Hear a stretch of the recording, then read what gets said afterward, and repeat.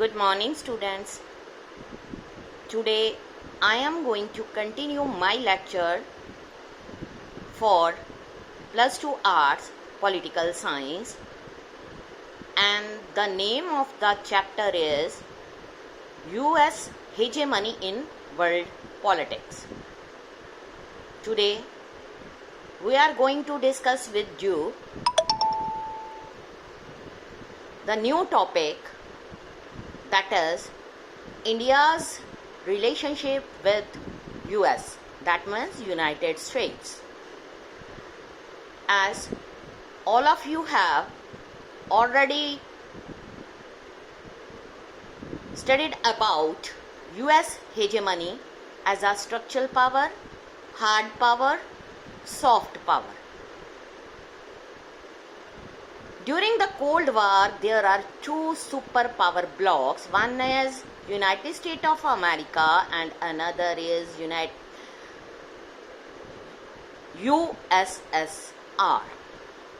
But all of you know that during war, one team become winner, another team become loser. So after the Cold War, US become the sole power, that is unipolar power in the world. Now let us start with new topic, India's relationship with the United States. During the Cold War year, India ने अपने आप को US से divide करके opposite side पर रख दिया. उस टाइम कोल्ड वार के दौरान जो इंडिया के फ्रेंडशिप रिलेशन थे वो सोवियत यूनियन के साथ ज़्यादा क्लोज थे. After the collapse of Soviet Union, India ने सडनली फोन किया itself friendless in an increasingly hostile international environment.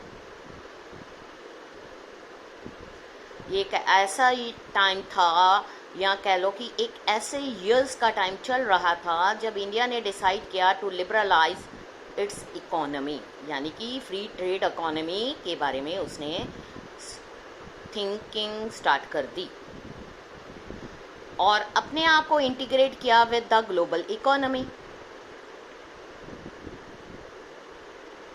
The policy and India's impressive economic growth rates in recent years have made the country an attractive economic partner for a number of countries including US. Because जो India ने अपनी economic policies बनाई थी, open door policies, वो जो policies थी उसके कारण इंडिया की अट्रैक्शन पूरे वर्ल्ड में अलग अलग कंट्रीज के साथ बढ़नी शुरू हो गई.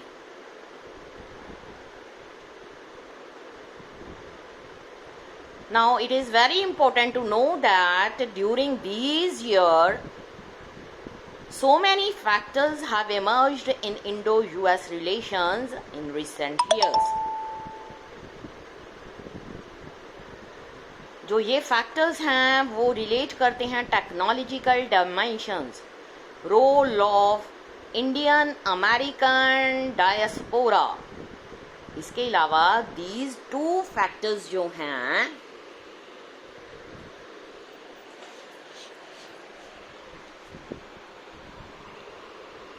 Interrelated. Now let us consider the following facts. जो यूएस है उसने एब्जॉर्ब किया about 65% of India's total export in the software sector, 35% ऑफ technical staff of Boeing is estimated to be of Indian origin, 300,000 Indian works in Silicon Valley, 15% जो है high tech startup are by Indian Americans. Like अगर हम दूसरी countries की बात करें, India has to decide exactly what type of relation it wants with the US in this phase of global hegemony. जो choice है वो इजली उसको एब्जॉर्ब नहीं किया जा सकता, ना ही चूज़ किया जा सकता है। विद इन इंडिया जो डिबेट्स चल रही हैं seems be around 3 possible strategies के अकॉर्डिंग है। फर्स्ट, दोज इंडियन जो एनालाइज करते हैं who see international policies largely in terms of military power are fearful of growing closeness between India and US। मतलब जो इंडिया के रिलेशन क्लोज हो रहे हैं यूएस के साथ, वो ये भी कईयों को इंटरनेशनल पॉलिसी जो है उस टर्म के अकॉर्डिंग ये भी डर ग्रो कर रहा है कि शायद मिलिट्री पावर और बढ़ती जाएगी। They would prefer that India maintain its aloofness from Washington और फोकस करे upon increasing its own comprehensive national power। जो दूसरा एनालिसिस है, growing convergence of interest between US India as a historical opportunity for India। India जो है वो advocate कर रहा है कि एक ऐसी स्ट्रेटजी को अलाउ किया जाए इंडिया के लिए to take advantage of US hegemony. उसके अलावा म्यूचुअल कन्वर्जेंस को इस्टेब्लिश किया जाए ताकि इसके लिए बेस्ट पॉसिबल ऑप्शंस अवेलेबल हो सकें। यूएस को अपोज करते हुए वो आर्ग्यू करते हैं कि it is a futile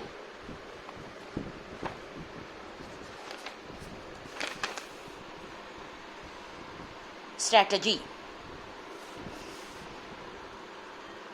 that will only have India in the long run। Third group जो है वो एनालाइज करता है और एडवोकेट करता है कि India should take the lead in establishing a coalition of countries from the developing order, because India is a developing country not a developed country. How can it be possible to make the relation between developed countries? Over the time जो ये coalition है would become more powerful, may succeed in veering the hegemon away from its dominating way। जो US and India के relations है perhaps too complex to be managed by a single strategy। So India को need है to develop an appropriate mix of foreign policy strategies to deal with the US। Now let us start with another topic। How can hegemony be overcome? hegemony कितनी देर तक चली और कितनी देर तक चलेगी? How do we get beyond hegemony? Obvious, it will become some of burning question of our time। History ने हमें काफ़ी कुछ प्रोवाइड किया है, fascinating clues to answer these question,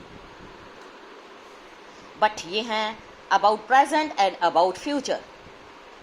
अगर हम इंटरनेशनल पॉलिसी की बात करें, वेरी फ्यू फैक्टर्स जो हैं formally curtail the exercise of military power by any country।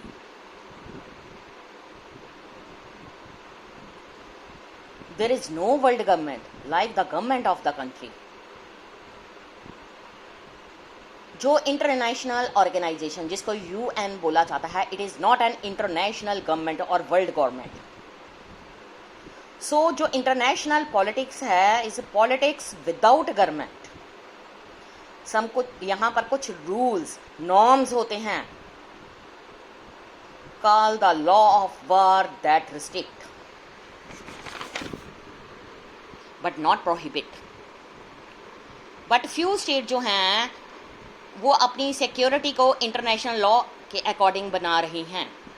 इसका क्या मतलब हुआ ये कि क्या there is no escape from war and hegemony. In short term हम कह सकते हैं we recognise that no single power anywhere near balancing the US military. जो मिलिट्री कोएलिशन है अगेंस्ट द यूएस वो काफ़ी लेस है। Give the difference that exists among big countries like China, India, Russia। उनके पास पोटेंशियल भी नहीं है कि वो चैलेंज कर सकें यूएस हेजेमनी को। सो सोल पावर यूएस अभी भी पूरे वर्ल्ड में मोर पावरफुल है according to hard power, soft power and structural power. No a single country can not accommodate this type of military power with the US. So there is a need of coalition of different countries. ये यहीं तक topic मैं finish करती हूँ बेटा. Next हम कल के अपने लेक्चर में कंटिन्यू करेंगे. Thank you student.